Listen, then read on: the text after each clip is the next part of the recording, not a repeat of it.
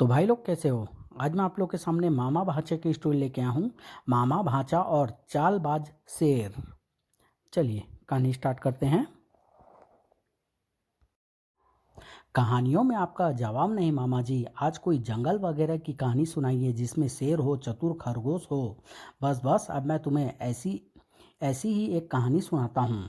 बहुत समय पहले की बात है। रामनाथ नाम का एक गरीब व्यक्ति अपने परिवार का पालन पोषण रात दिन मेहनत करने के बावजूद भी नहीं कर पा रहा था।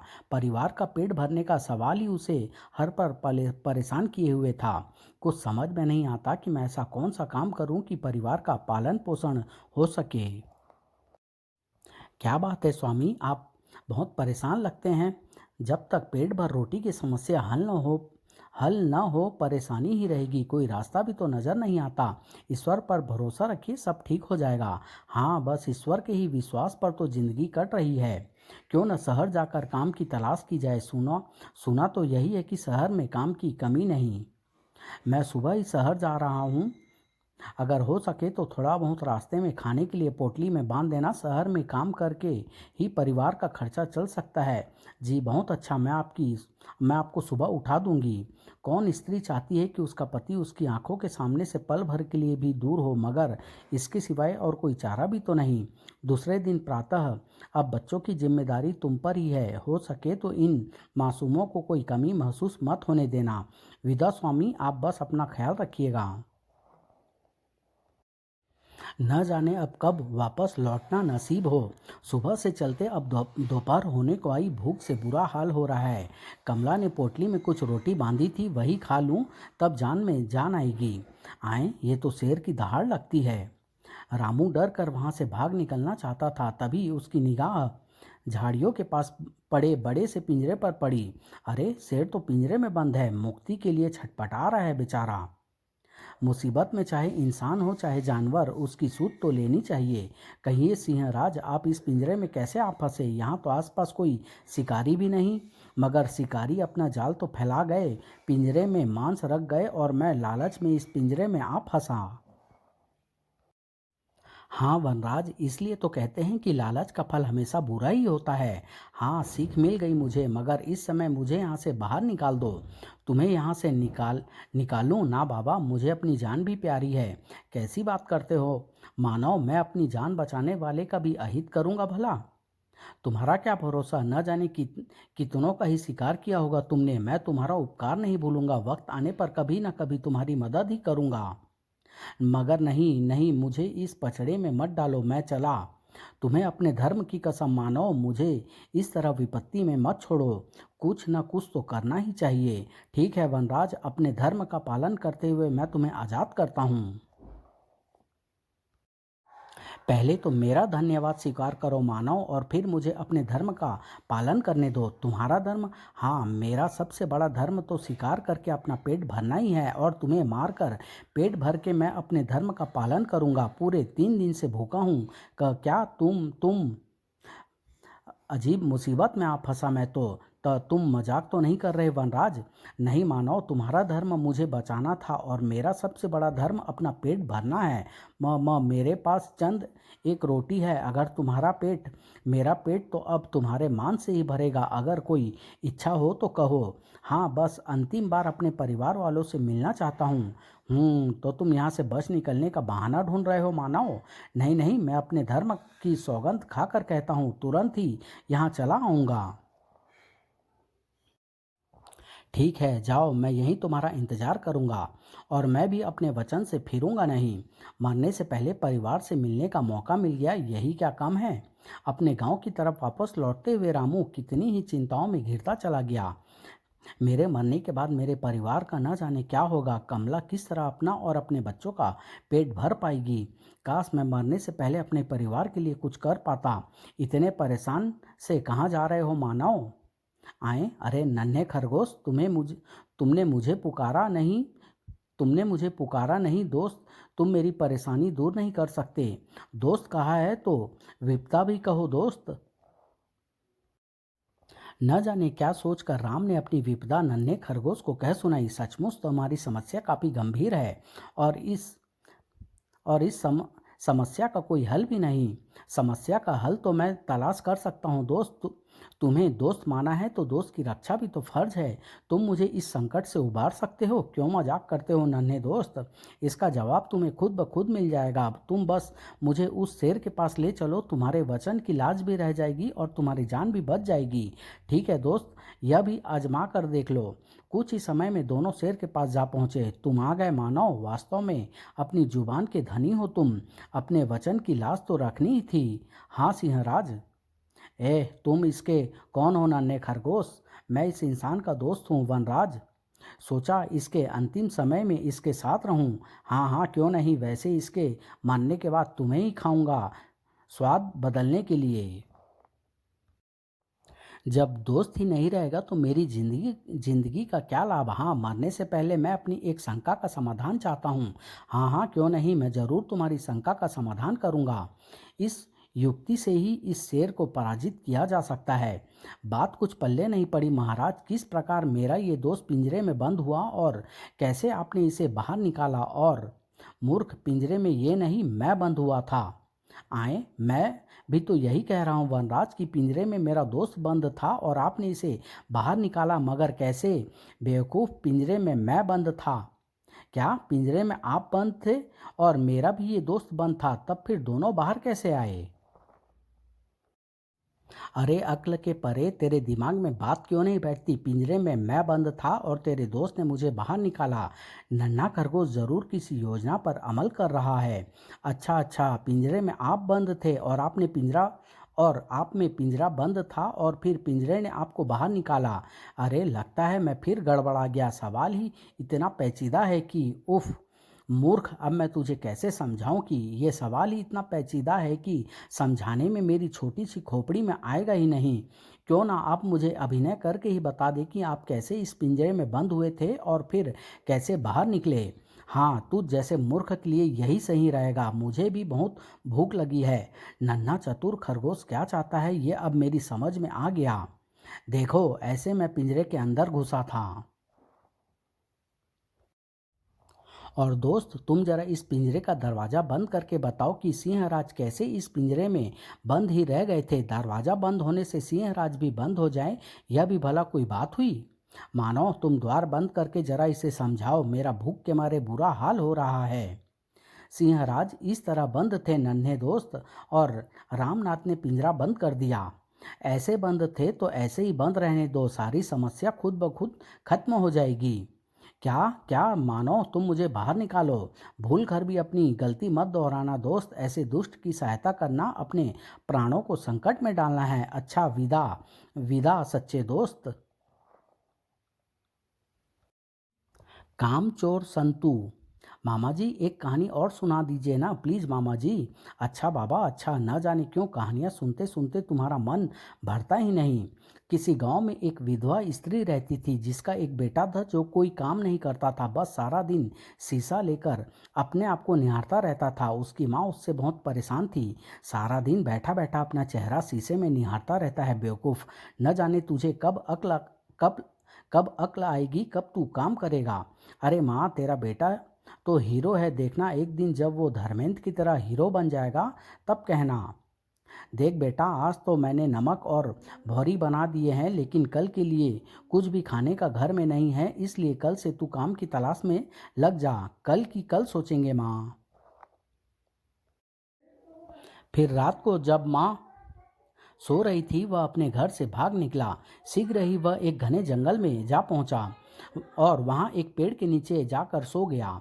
वह अभी सोया ही था कि एक भूत पेड़ की शाखाओं से निकला। मुझे मनुष्य की गंध आ रही है। फिर अचानक ही भूत संतू के सामने जा धमका। कौन है तू? क्यों बेकार में शोर मचा रहा है? मैं भूत हूँ, भूत। क्या तुझे मुझसे डर नहीं लगता? डर? कैसा डर? बल्कि मुझे तो तेरे ऊपर गुस्सा आ रहा है कि तूने मेरी नींद खराब कर दी। खैर, गलती तेरी भी नहीं। संतू ने बिना डरे ही भूत से कहा, अगर तुम यह जानते होते कि मैं कौन हूँ तब शायद ऐसी गलती ना करते। अच्छा, मुझे बताओ तुम कौन हो? मैं भूतों को पकड़ने वाला हूँ। तुम झूठ बोलते हो। भला कभी कोई मनुष्य भी भूत पकड़ सकता है? मेरे इस थैले में तेरे जैसे कई भूत बंद हैं। मुझे तो विश्वास नहीं होता। संतू ने अपना आईना बाहर निकाला। इसमें देखो, क्या तुम्हें अपनी ही तरह एक और भूत इसमें दिखाई नहीं दे रहा है? ऊह, अब तो तुम्हें मेरी बात का विश्वास हो गया होगा। अब बोलो, तुम्हारे साथ क्या सलूक करूं? मुझ पर राम खाओ, मुझे छोड़ दो। अगर मैं तुम्हारी जान बख्श दूं तो बदले में मुझे क्या दोगे? मैं तुम्हें ढेर सारा सोना दूंगा।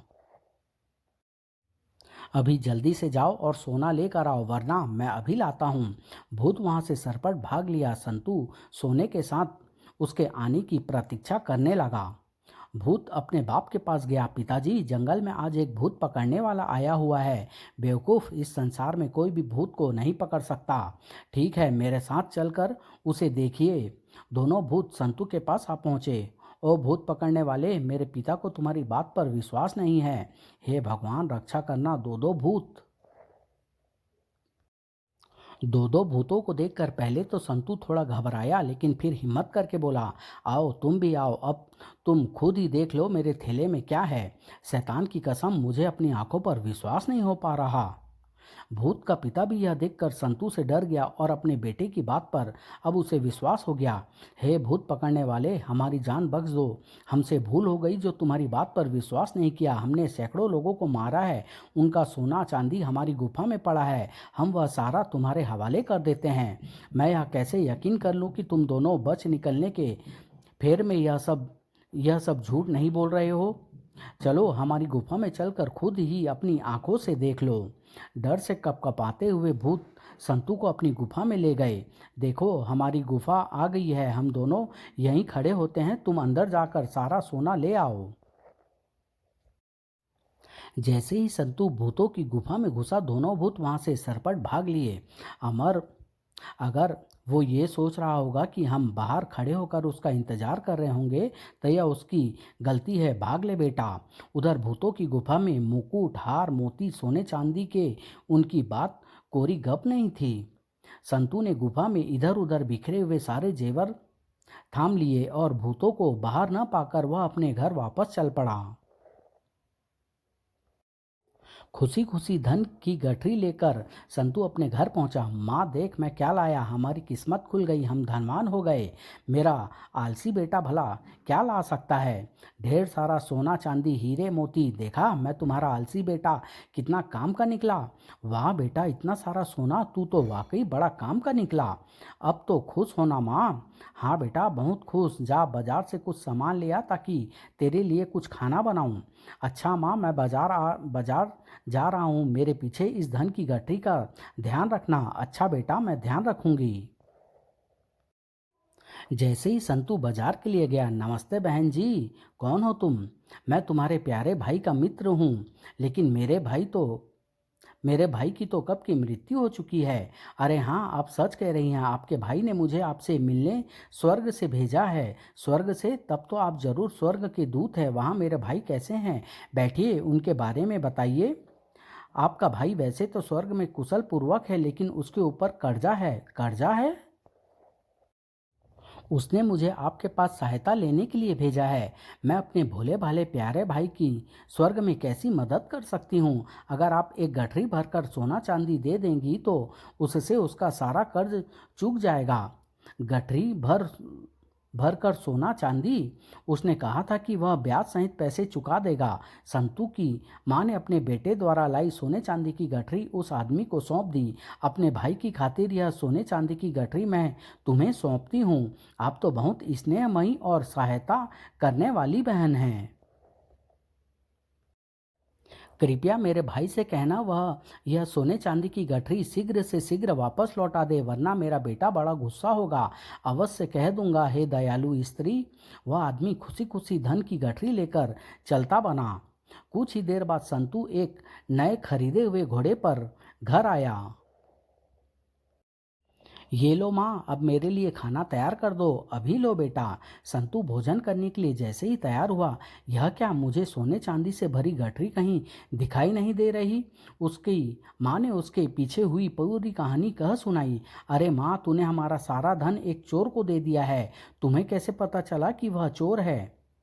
तू भी बहुत भोली है माँ। क्या कभी कोई स्वर्ग से भी आ सकता है? ओह, इसका मतलब है मैं ठगी गई। अब मैं चोर को पकड़ने जा रहा हूँ माँ। संतू घोड़े पर सवार होकर चल दिया। जल्दी ही उसने चोर को ढूंढ लिया। वही है, गठरी लेकर जा रहा है। अबे ओ, रुक जा।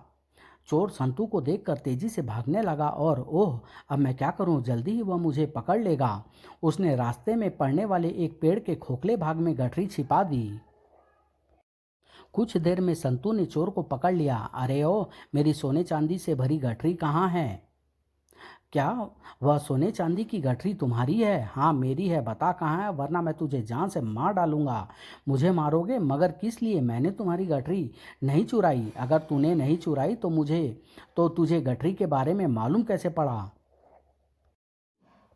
मैंने एक चोर को तुम्हारी गठरी ले जाते हुए देखा था। मुझे जल्दी बताओ कि वह किस तरफ गया है। वह वहाँ गया है। वह चोर तुम्हारी माँ के भाई यानी कि तुम्हारे मामा को सोने चांदी से भरी गठरी देने स्वर्ग की ओर गया है। क्या बेवकूफ़ों की बात करते हो? यहाँ लेटकर उस भूरे बादल को ध्यान से देखो, वह अवश्य ही तुम्हें नजर आएगा। संतू उसके बताए अनुसार ही करने लगा।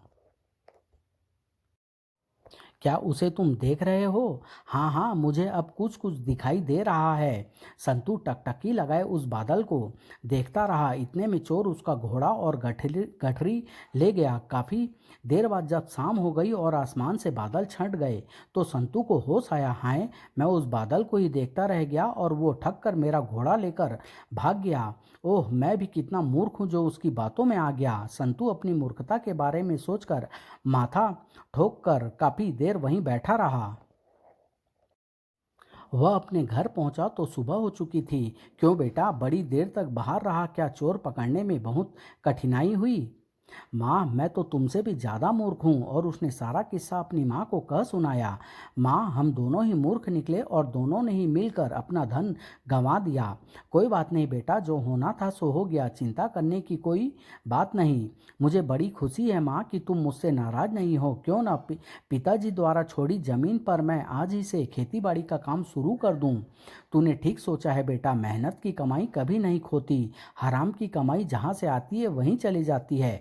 तू अभी से ही खेत पर खेती बाड़ी का काम शुरू कर दे।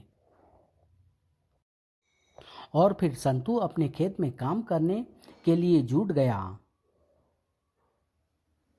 देखा बेटा, अपनी मेहनत का नतीजा, कितनी अच्छी फसल हुई है। अब हम भूखे नहीं मरेंगे। माँ, इस अनाज को अब मैं शहर बेचने जा रहा हूँ। समाप्त।